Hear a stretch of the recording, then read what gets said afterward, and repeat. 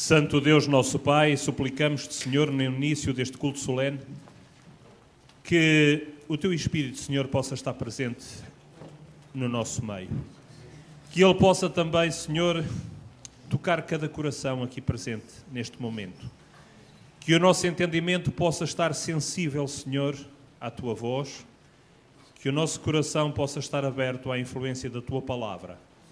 Para que a mensagem que fizeste chegar até nós esta manhã possa encontrar um terreno favorável, Senhor, ao crescimento espiritual, um coração sensível e disposto a pôr em prática tudo aquilo, Senhor, que nos vais ensinando. São estas grandes bênçãos que neste momento nós te rogamos pelos méritos de Cristo, o nosso Salvador. Amém.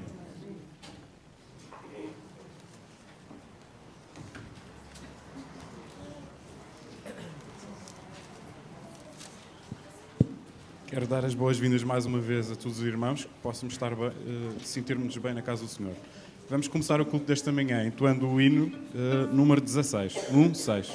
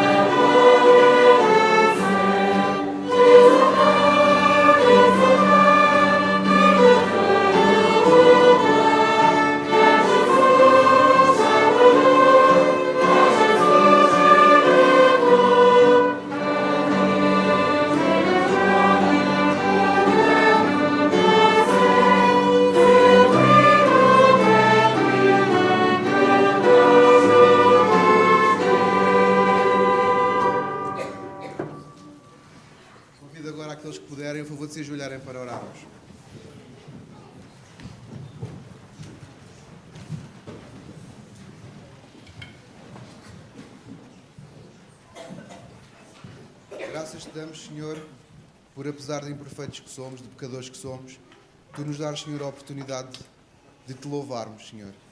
Vem aceitar, Senhor, o nosso louvor neste momento e vem ajudar, Senhor, a exaltar o teu nome cada dia e cada minuto das nossas vidas. Em nome de Jesus. Amém.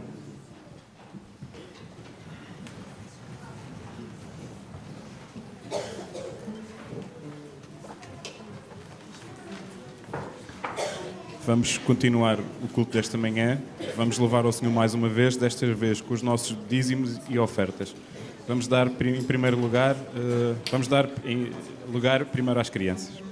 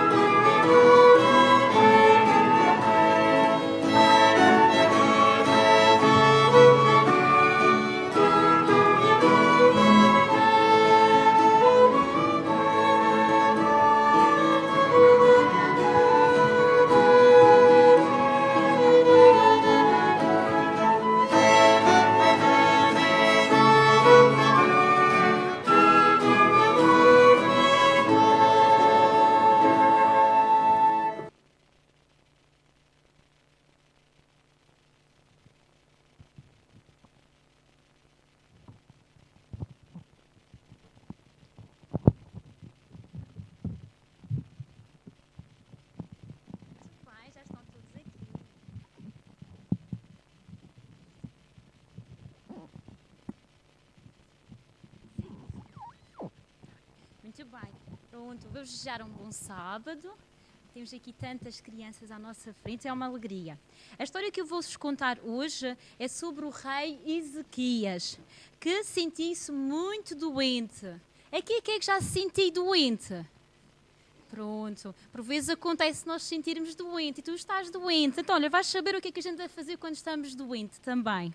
E fala aqui que quando Ezequias sentia-se muito doente, Isaías o informou que tinha uma doença muito má e ele não se conformou.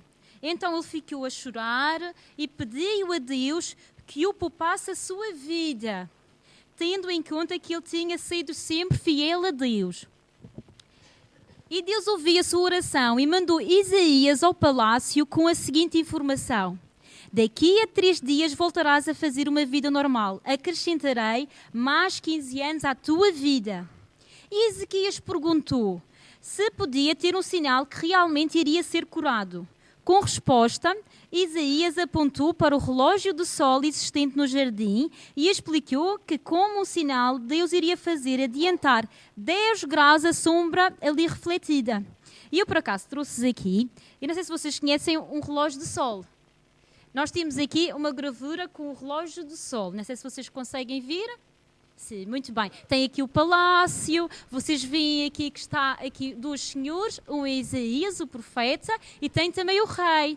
Pois, e já vou-vos aproximar. Vocês já podem ver. E depois eu também tenho aqui um relógio feito em papel de sol para vocês perceberem o que é. Esta prova de fé que ele pediu a Deus. E então o que acontece é que quando o sol, imaginem que o sol está daquele lado, quando o sol bate aqui, faz sombra deste lado. E vou passar por vocês, para vocês verem o que é podes agarrar. Podes ir vendo. E aqui fica sempre uma sombra, conforme vocês vão mexendo com o relógio do sol. Não é verdade? Podes passar o Ricardo para ele ir vendo. Não é verdade? O relógio do sol tem sempre a sombra. E continuando aqui a história, Ezequias, que era o rei, disse que era fácil a sombra andar para a frente. Ele preferia então que a sombra andasse para trás. E assim foi inacreditável que este fenómeno aconteceu. E ninguém sabe, mas foi verificado até nos relógios do sol da Babilónia, a centenas de quilómetros de distância. Possivelmente no mundo inteiro, muita gente se interrogou sobre o que estava a acontecer. E passados 3 dias, Ezequias já se encontrava no palácio a trabalhar. Foi nessa altura que deixou estas palavras dirigidas a Deus: estive em grande amargura, mas lançaste para trás os meus pecados, porque morto não te poderia louvar como hoje faço. Por isso, olha, quando nós estamos doentinhos, devemos também falar com o nosso Pai do céu e pedir em oração para que nos ajude a melhorar.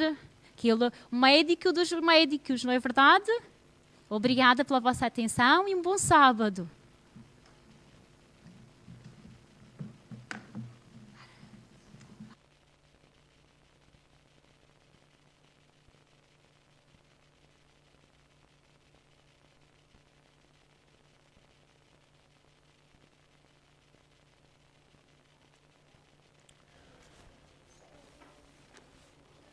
Meus prezados irmãos, encontramos na Palavra de Deus muitas indicações acerca do modo como devemos conduzir a nossa existência, a nossa vida, acerca do modo como devemos também conduzir o nosso trabalho, como devemos gerir as questões ligadas à nossa saúde. Ainda agora ouvimos uma história que vai exatamente nesse sentido. Os conselhos do Criador são os melhores conselhos de saúde que nós podemos ter, porque foi Ele que construiu esta máquina biológica que somos nós, e Ele sabe o que é bom realmente para nós e o que não é.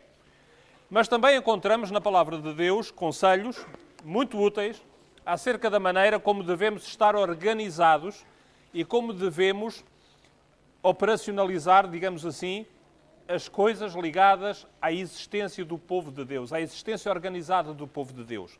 Ou, se quisermos, de forma institucional. E é assim que, se quiserem acompanhar-me na leitura, podemos encontrar na Epístola aos Romanos, no capítulo 16, uma indicação preciosa acerca do modo como a Igreja dos tempos apostólicos funcionava e os hábitos que eles tinham na organização, no funcionamento da Igreja, que nós chamamos de Igreja Apostólica. Romanos, capítulo 16, os 2 primeiros versículos. Romanos, capítulo 16, os 2 primeiros versículos. Diz assim o apóstolo Paulo: recomendo-vos, pois, Febe, nossa irmã, a qual serve na igreja que está em Cencreia, para que a recebais no Senhor, como convém aos santos, e a ajudeis em qualquer coisa que de vós necessitar. Porque tem hospedado a muitos, como também a mim mesmo, dizia o apóstolo Paulo. Portanto, é claro que ele aqui nos está a falar de uma irmã de nome Febe, que pertencia à igreja que estava em Cencreia e que, naquele momento em que Paulo está a escrever, portanto, estava em viagem. Em viagem, portanto, de Cencreia para Roma. Não esqueçamos que esta carta foi dirigida aos crentes da igreja em Roma. Portanto, temos aqui uma prática daquela época, que era a prática da recomendação. Alguém que estava em viagem, que era recomendado por alguém conhecido, ao qual era atribuída alguma autoridade, alguma representatividade da igreja, e essa pessoa recomendava à pessoa, a irmã, no caso que estava em viagem, para que ela fosse devidamente acolhida na igreja.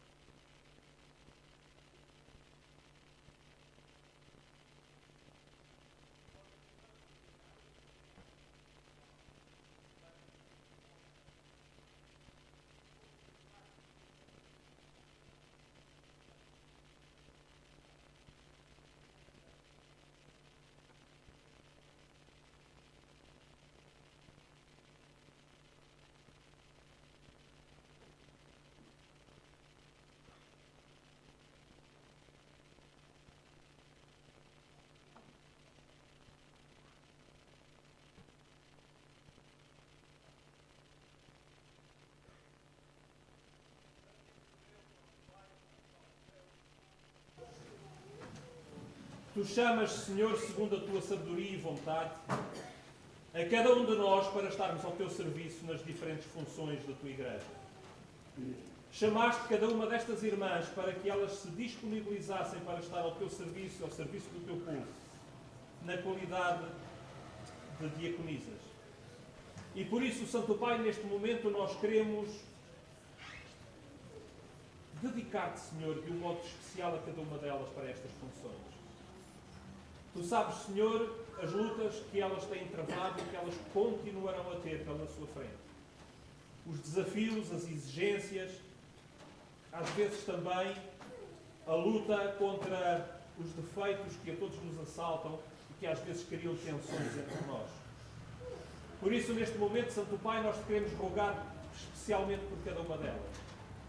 Que o teu Espírito, Senhor, possa tomar inteiramente conta dos seus corações.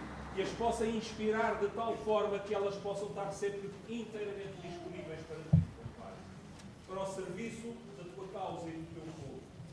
Que cada um de nós, como teus filhos, possamos contar com o seu apoio, com a sua ajuda, com o melhor de cada uma delas, Senhor, para continuarmos da melhor forma possível a caminhar na direção do teu reino. E neste momento, Santo Pai, nós te queremos suplicar que o teu Espírito, Senhor, possa descer sobre cada uma delas. Que as possa transformar naquilo que ainda tem que ser transformado. Para que elas se tornem referências de espiritualidade e de serviço nesta tua causa, bom Pai. E para que através delas e do seu desempenho, muitos possam ser confirmados na fé e prepararem-se para a salvação eterna. Pedimos e agradecemos em nome de Cristo, o nosso Salvador. Amém.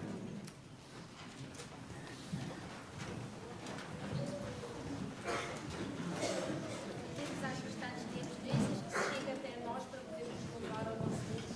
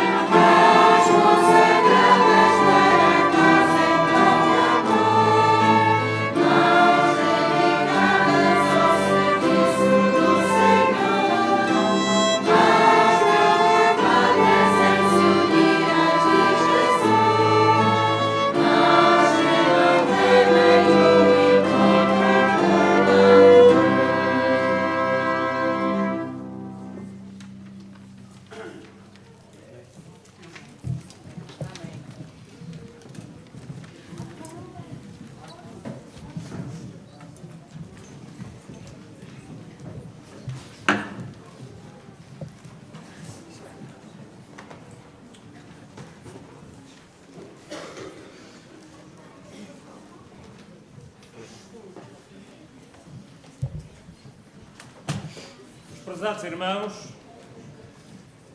iniciamos hoje uma semana especial dedicada à família e aos temas relacionados com a família. A mensagem que vai servir de base às minhas palavras desta manhã foram escritas pelo pastor John Dixon, pastor distrital da Igreja de Colete de Dão, na divisão norte-americana.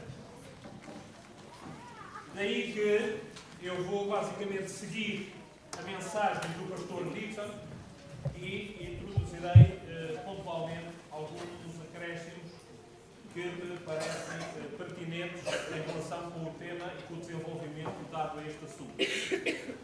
Antes de mais, nós lemos na Sagrada Escritura, em Gênesis capítulo 2 e versículo 18, que o Senhor Deus considerou, a dado momento, olhando para a obra que tinha feito, que havia alguma coisa que ainda não estava completamente perfeita. Havia qualquer coisa que ainda faltava ali e que faria toda a diferença. E foi então, diz-nos o texto, que Deus disse: não é bom que o homem esteja só. E então decidiu Deus fazer-lhe uma adjutora, uma companheira, que estivesse como diante dele. Não vamos aqui esmiuçar toda a riqueza de significado deste texto, mas eu gostaria neste momento de chamar a vossa atenção para alguns tópicos que me parecem essenciais na mensagem deste versículo. Em primeiro lugar, diz que o homem existia. Deus já tinha criado o homem. Mas o homem não estava bem como estava. Faltava-lhe alguém. Faltava-lhe alguém da sua própria natureza. E esse alguém deveria estar... Agora reparem. O texto não diz ao seu lado. O texto diz o quê? Diante dele. É interessante a riqueza deste pormenor. Nós geralmente consideramos alguém que está ao lado e falamos de igualdade, não é? Nem superior nem inferior, exatamente igual, ao seu lado. Curiosamente o texto não diz isso. O texto diz diante dele. Estar diante é estar face a face. É olhos nos olhos. É a dimensão de igualdade, mas também a dimensão de reciprocidade, de enriquecimento mútuo, de qualquer coisa que falta a um e que o outro pode dar, que o outro pode contribuir. Portanto, dois seres que se completam exatamente um ao outro. Esta ideia de complementaridade. E também esta ideia de que deveriam ser ambos, versículo 24, ambos uma única identidade. Ambos um único ser. Diz o versículo, uma só carne. Portanto, uma fusão de dois seres distintos numa entidade única e bastante bem definida pelo Criador. E o que é interessante é que no final da Semana da Criação, depois de já estar tudo isto concluído, há uma mudança no relato bíblico, na constatação que Deus faz da sua obra criadora. Se formos ver ao capítulo 1, vamos ver que dia após dia, desde que, quando Deus termina um elemento da criação, Deus diz, e Deus viu que era bom. E depois vem o segundo dia, e Deus viu que era bom, e assim sucessivamente. Mas quando chega ao fim, Deus já não diz que era bom. Quando chega ao fim, Deus diz que era muito bom. Estava tudo concluído. Estava tudo perfeito, impecável, harmonioso. Uma maravilha da criação divina.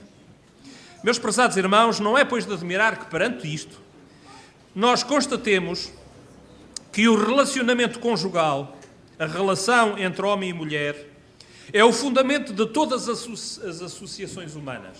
O projeto de Deus não era que Adão e Eva existissem apenas por si sós, sozinhos, os únicos à face da terra. Vemos que o plano de Deus é que eles crescessem, ou seja, que eles amadurecessem e se multiplicassem. O projeto de Deus era que houvesse mais homens e mais mulheres à face da terra. Ora, quando nós vemos a continuação do relato da criação e do que aconteceu depois da criação, nós vamos ver que rapidamente, quando surge o ataque do inimigo de Deus e do inimigo dos homens, rapidamente o inimigo vai atacar aquilo que Deus tinha feito. E onde é que o inimigo vai atacar aquilo que Deus tinha feito?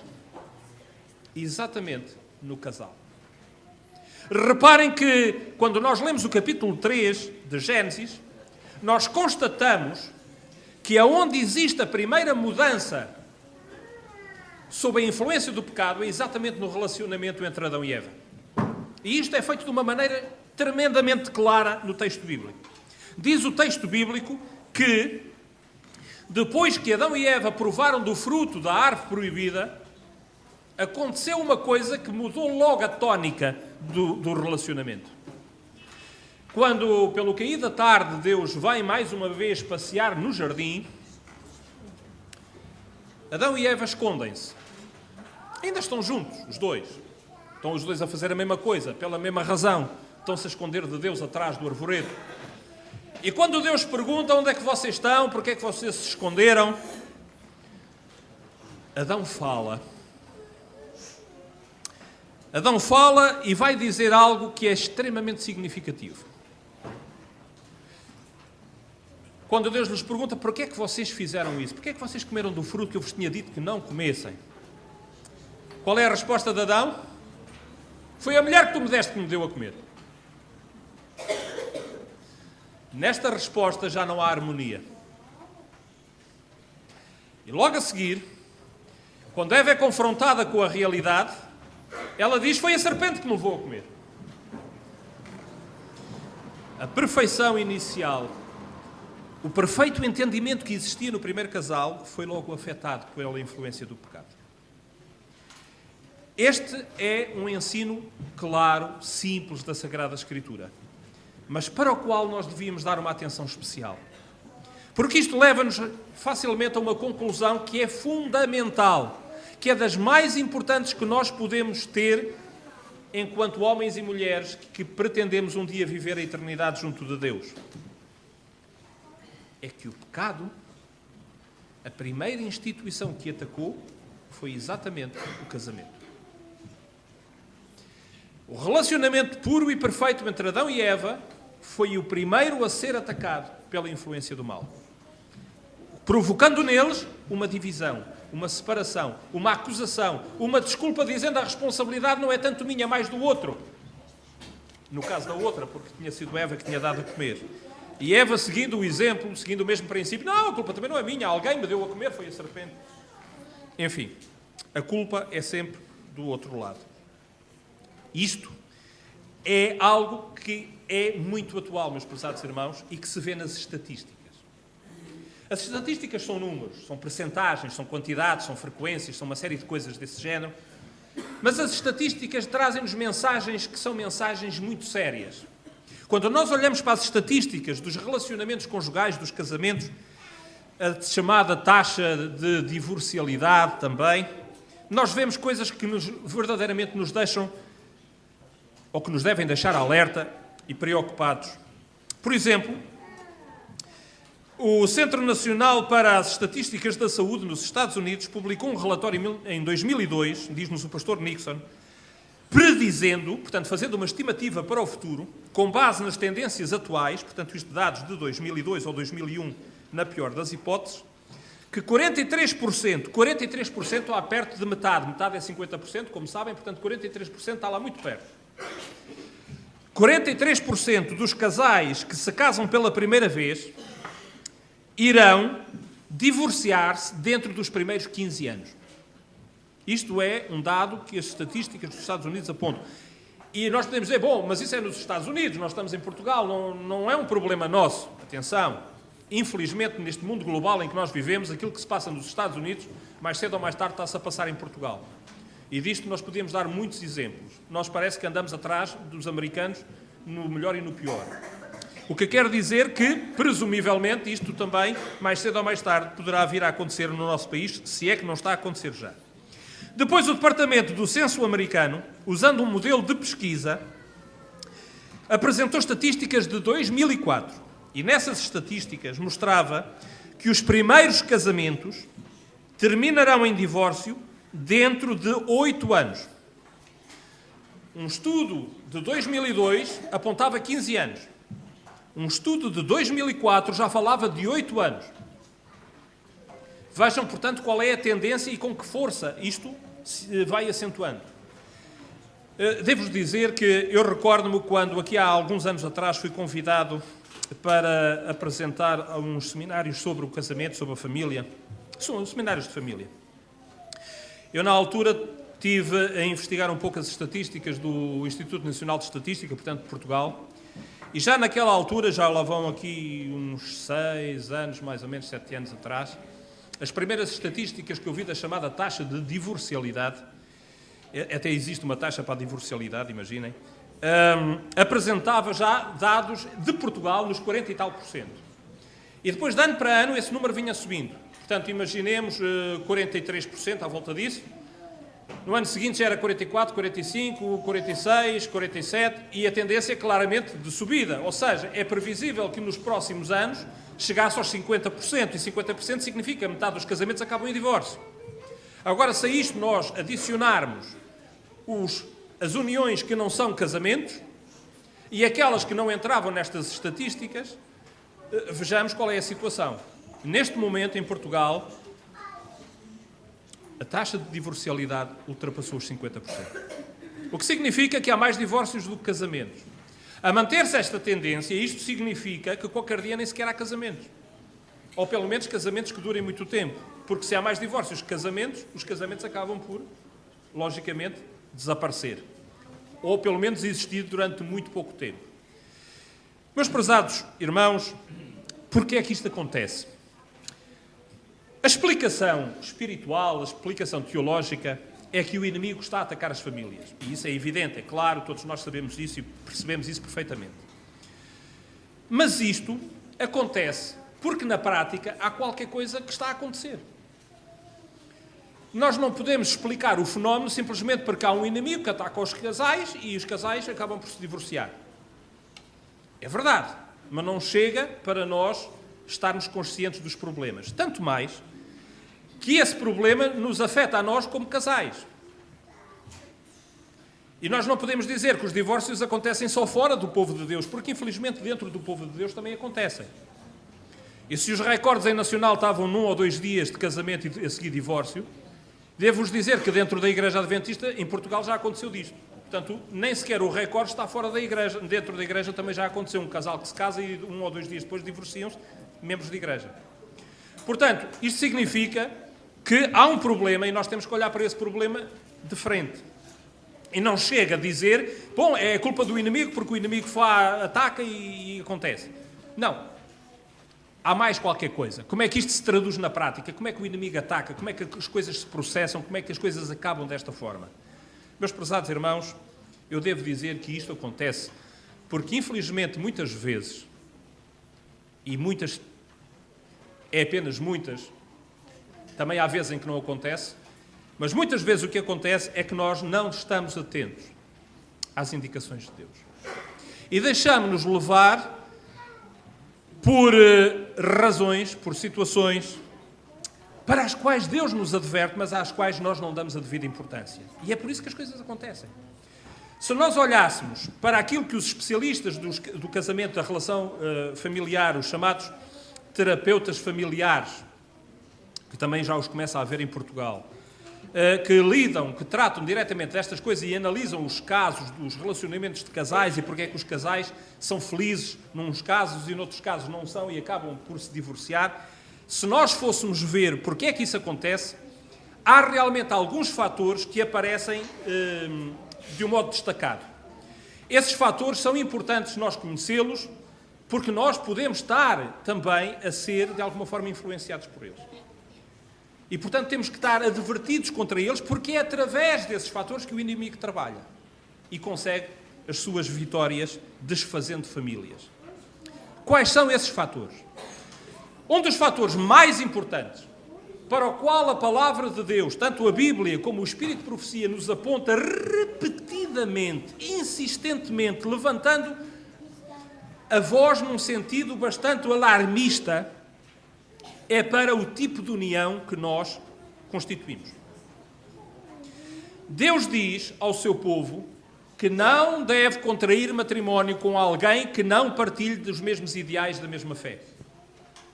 Deus diz isto de uma forma muito clara no Espírito de Profecia e bastante clara também se quisermos ler e entender na Sagrada Escritura. Ninguém deveria contrair matrimónio com ninguém que não pertença à fé. Sob pena, primeiro, de estar a desobedecer a Deus e, em segundo lugar, de estar a contribuir para um divórcio a curto, médio ou longo prazo. Ou mesmo que não haja divórcio, para um casamento infeliz para toda a vida. Este é um dos pontos. E isto é tão verdade, meus prezados irmãos, que não é um capricho divino. Mesmo lá fora, os especialistas das questões matrimoniais fora da Igreja apontam para o facto de que as pessoas que querem contrair matrimónio deverem ter ideais parecidos, culturas parecidas, experiências de vida parecidas e projetos de vida próximos. Porque se não tiverem, isso vai ser um fator importante para acabar em separação. Portanto, se isto é verdade para aqueles que não vivem fé nenhuma, quanto mais é verdade para aqueles que partilham uma fé tão especial como a fé que nós temos, a fé adventista. Portanto, meus prezados irmãos, este é um fator que é apontado por toda a gente dentro e fora da Igreja como sendo importante na qualidade ou não dos relacionamentos conjugais. Outro fator apontado como importante também é a questão do tempo. Do tempo que se passa juntos. Daquilo que se faz juntos. E, por consequência, daquilo que não se faz juntos.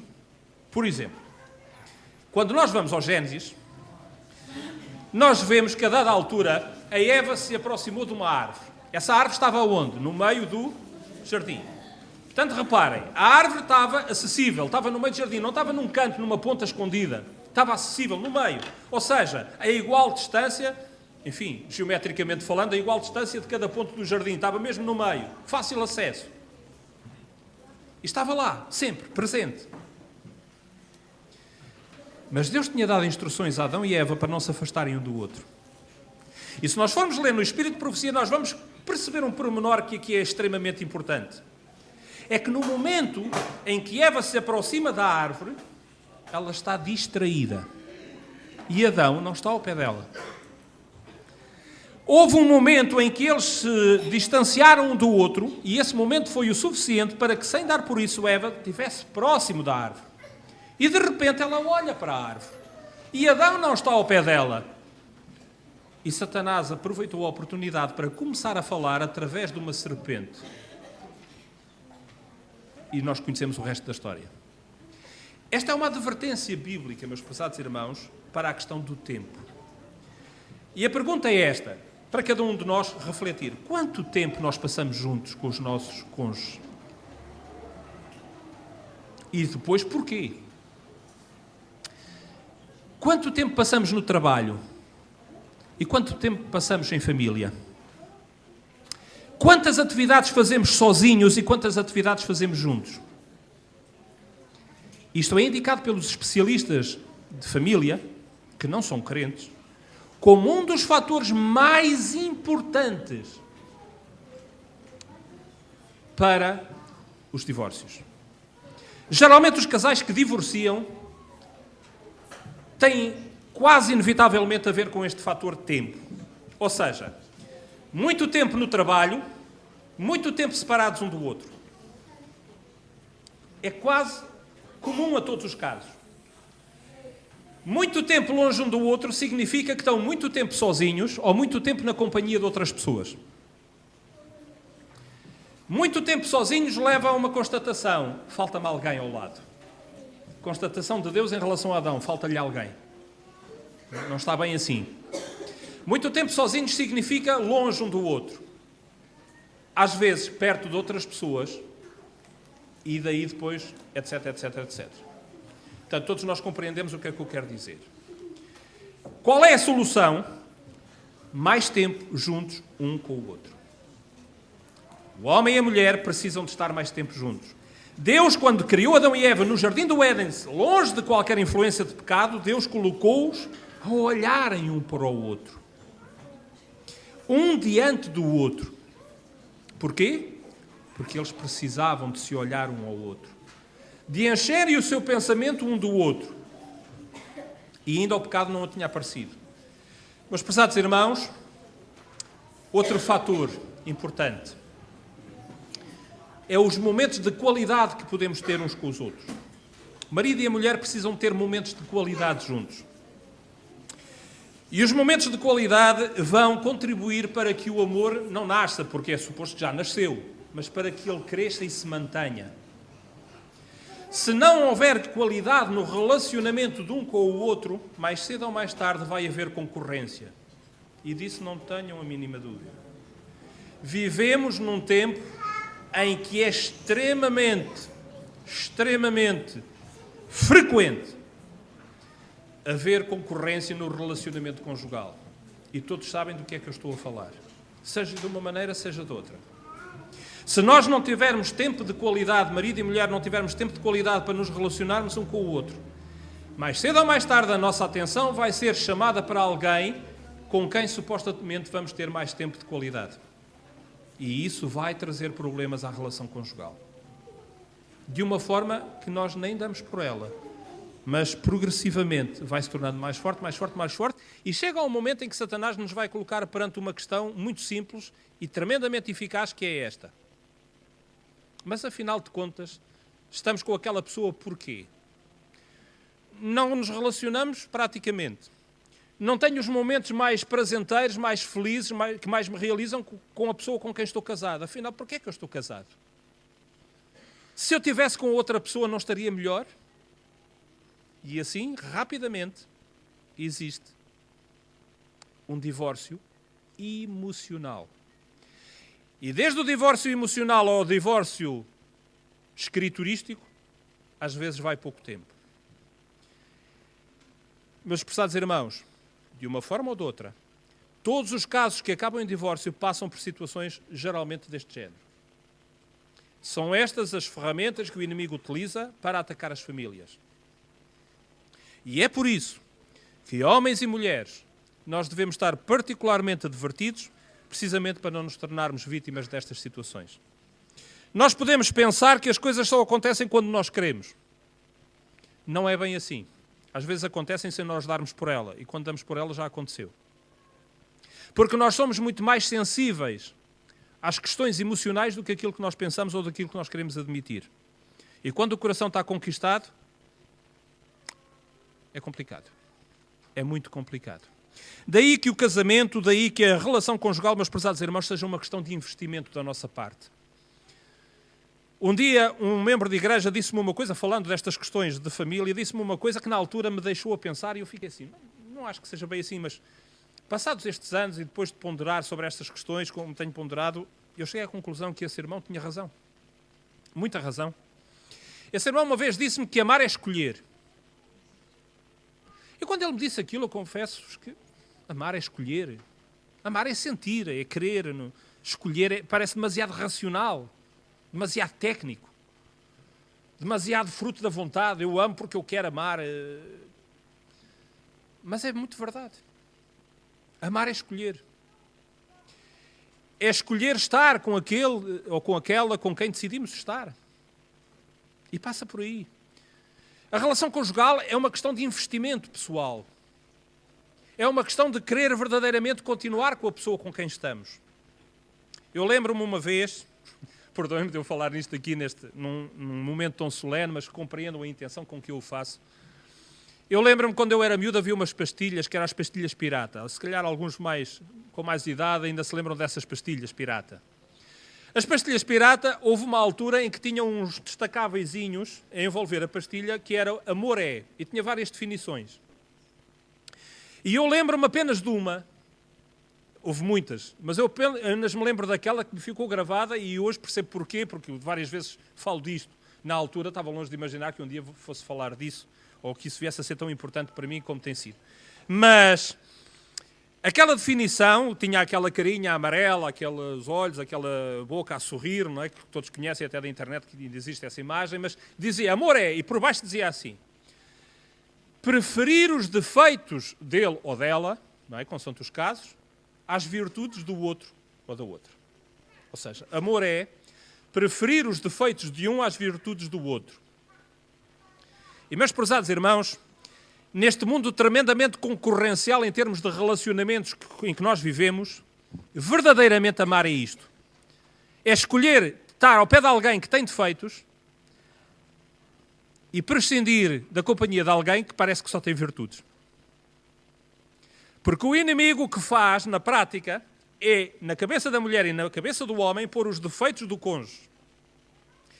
E ao mesmo tempo que põe os defeitos da pessoa com quem estamos casados, põe as virtudes de outra pessoa com quem não estamos casados e que parece que vai ser uma maravilha porque é só virtudes. É assim que o inimigo trabalha. E o problema é que muitas vezes ele obtém sucesso. Por isso, meus prezados irmãos, nós devemos estar sensíveis a estas questões, compreender qual é a metodologia que o inimigo utiliza para atacar os casais e perceber que neste mundo, meus prezados irmãos, neste mundo não há ninguém que só tenha virtudes, nem há ninguém que só tenha defeitos. Todos nós temos coisas boas e todos nós temos coisas menos boas. E o segredo, meus prezados irmãos, está em olhar apenas para as coisas boas e tentar esquecer as coisas más. E se nós conseguirmos fazer isso, nós tornamos-nos mais fortes na nossa relação. Ou seja, fazer exatamente aquilo que é o contrário daquilo que o inimigo pretende que nós façamos. Alguém dizia, e agora referindo-me em particular àqueles que estão em situação casadoira, digamos assim, alguém dizia um dia que antes de casarmos devemos ter os olhos bem abertos. E depois de casados, termos tendência a fechar os olhos.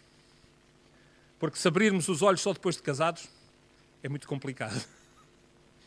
Portanto, o sucesso do casamento passa por aí, abrir bem os olhos antes de casarmos e começar a fechá-los depois de casarmos.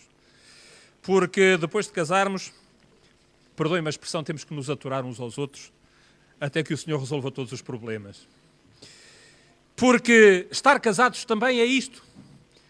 É termos disponibilidade para sermos um auxílio para a pessoa com quem estamos casados. Haverá momentos bons, haverá momentos menos bons, todos os casados sabem que isto é verdade. E precisamente porque existem momentos menos bons, aí é necessário que nós tenhamos mais vontade, mais possibilidade de investir no relacionamento. Temos que estar mais sensíveis à necessidade de olhar para as coisas boas da pessoa com quem estamos casados. Termos a força interior de sermos capazes de podermos amparar a pessoa com quem estamos casados até que essa pessoa volte a recuperar forças. É verdade que às vezes passamos por momentos bem difíceis. É um facto.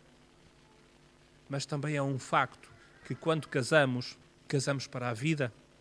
E é isso que o Senhor nos diz. E o Senhor diz-nos também claramente que só poderemos ser felizes se nos mentalizarmos dessa realidade e se aprendermos a construir o nosso presente e o nosso futuro com a pessoa com quem estamos. Agora, neste particular, meus prezados irmãos, eu quero chamar a atenção para dois pormenores que para mim são muito importantes e que aprendo que são importantes à luz da revelação divina. Temos que aprender a fazer coisas que antes não fazíamos e temos que aprender a não fazer coisas que antes fazíamos. Temos que aprender que o nosso tempo já não é só nosso quando nos casamos, é nosso e da pessoa com quem nos casamos. Temos que aprender que a nossa existência já não é só nossa, é nossa e da pessoa com quem estamos casados. Temos que aprender que a partir do momento em que nos casamos já não pertencemos a nós mesmos, passamos a pertencer a outra pessoa, à pessoa com quem decidimos ligar as nossas vidas pelos laços do matrimónio. É por isso que é importante, meus prezados irmãos, que aprendamos também a não termos palavras críticas em relação à pessoa com quem estamos casados. As senhoras gostam particularmente de duas frases bombásticas que geralmente são destrutivas como o dinamite. Essas frases são do género tu sempre ou tu nunca. O que nunca é verdade, diga-se de passagem. Não há sempre nem nunca. Há de vez em quando, não é? Umas vezes mais que outras, mas nunca sempre, nem nunca nunca.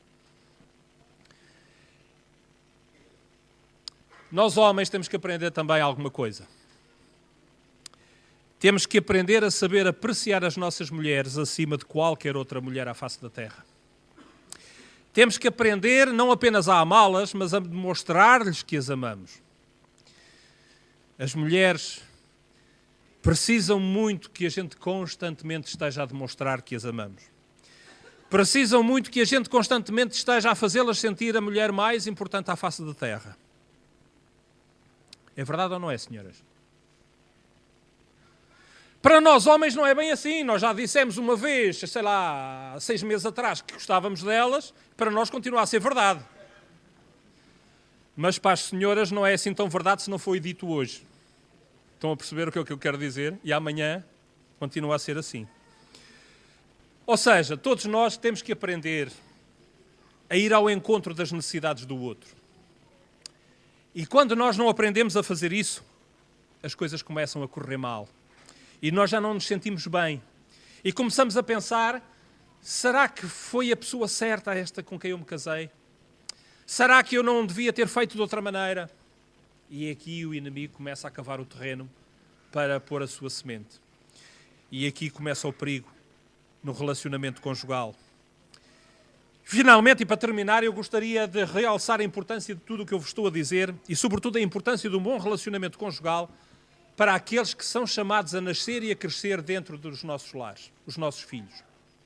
Os nossos filhos vão aprender a ser homens ou mulheres verdadeiramente dignos desse nome, vão aprender a ser pessoas na exata medida da qualidade do lar que nós tivermos. Se nós formos homens e mulheres felizes no casamento, o nosso lar vai ser um lar onde a alegria reina. Onde os nossos filhos se sentem seguros. Porque aprendem o que é o amor. Não por teoria, não pelos livros, não por aquilo que veem ou ouvem fora, mas por aquilo que presenciam momento após momento no seio da própria família. E é aí que nós podemos encontrar o equilíbrio psicoemocional que todos nós precisamos para levar a nossa vida de uma forma correta. Para nos podermos desenvolver harmoniosamente, para podermos um dia ter lares verdadeiramente felizes. Nós precisamos de dar o exemplo como maridos e mulheres aos nossos filhos. É verdade que há momentos na vida em que o marido e a mulher não estão de acordo sobre qualquer coisa, é normal que assim seja. Mas atenção, discussões à frente dos filhos, a regra é nunca. Nunca deve haver troca de impressões mais acalorada à frente dos filhos. Nunca o marido e a mulher devem discordar da opinião do outro se for coisas realmente importantes à frente dos filhos. Porque estão a ensinar-lhes que a autoridade da mãe e a autoridade do pai, afinal, não é assim tão importante quanto isso. Chegará o tempo em que os filhos chegarão à conclusão que os pais não são infalíveis nem são perfeitos. Não temos que lhes dar essa mensagem desde cedo, porque eles não precisam dela, precisam do contrário disso.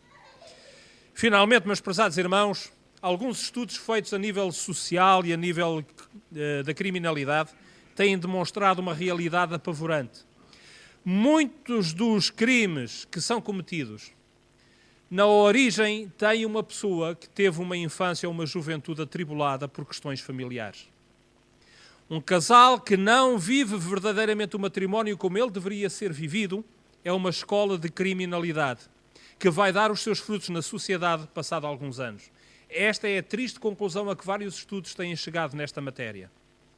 Há muitos criminosos que, na origem da sua criminalidade, têm problemas ligados à qualidade ou falta dela na família onde viveram ou na ausência, simplesmente, de família durante o seu crescimento. Meus prezados irmãos, a família é realmente algo de fundamental para o ser humano. Uma família, de acordo com os planos de Deus, é uma família que nos pode fazer felizes. Uma família que não corresponde aos ideais divinos, que não põe em prática os preceitos divinos, é uma família disfuncional que vai trazer infelicidade a cada elemento da família e infelicidade à própria sociedade onde essa família está inserida e infelicidade à própria igreja onde essa família possa estar inserida. Só temos a ganhar, meus prezados irmãos, em pôr em prática os conselhos do Senhor. O Senhor quer que nós tenhamos famílias sólidas. O Senhor quer que nós tenhamos famílias felizes. E o Senhor coloca muita informação à nossa disposição para nós aprendermos a ser felizes nas nossas famílias.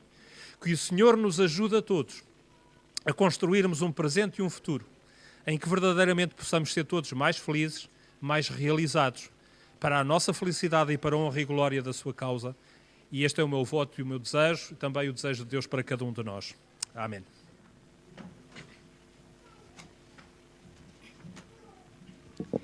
E para terminar esta bela mensagem que chegou até nós, vamos louvar o nosso Deus com o hino 453, Amor no Lar.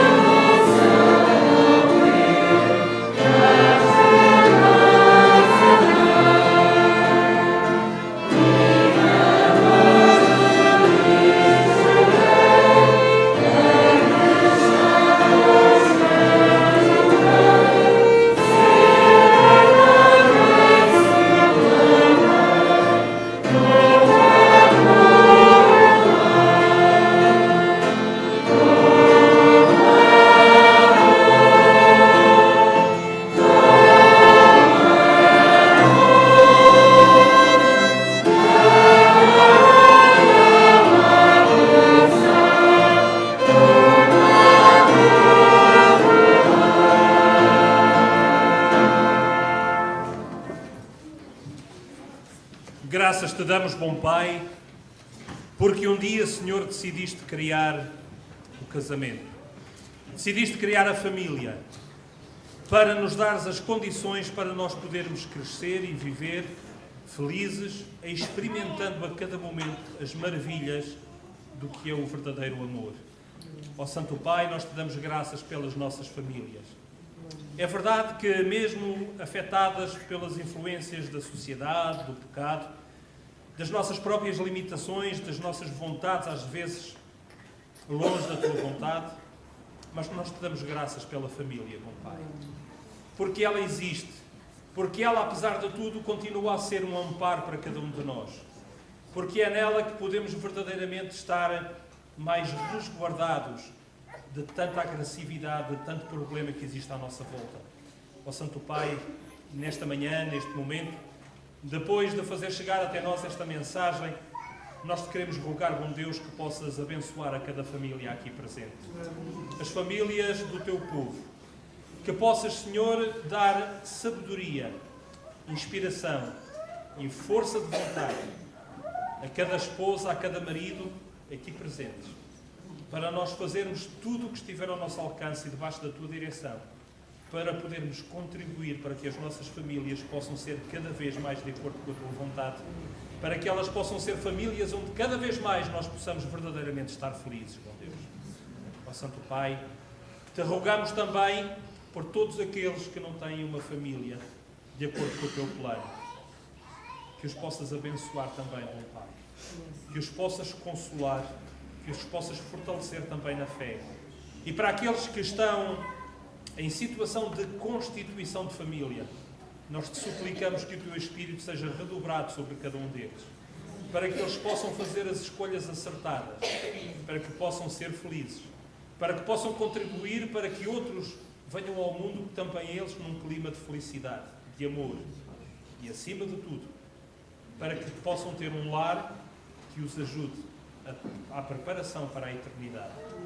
Santo Pai, estas grandes bênçãos nós te rogamos pelos méritos do teu amado Filho Jesus Cristo. Amém.